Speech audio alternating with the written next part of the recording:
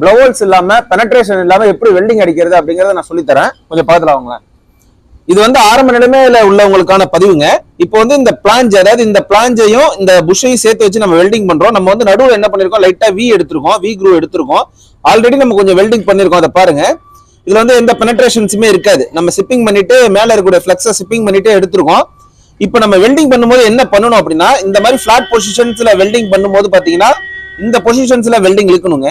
இப்போ நான் ராடை இப்படி லைட்டா நான் அட்ஜஸ்ட் பண்றேன் பாத்தீங்கன்னா, இந்த பொசிஷன்ல நம்ம வெல்டிங் பண்ணணும்.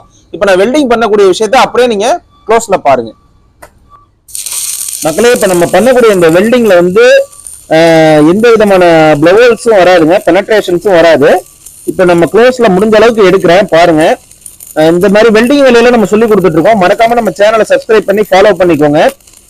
வெல்டிங் புதுசா பழகக்கூடிய நண்பர்களுக்கு மறக்காம நம்ம சேனலை ஃபார்வர்ட் பண்ணி விட்டுருங்க, அவங்களும் பயன்பெறுவாங்க.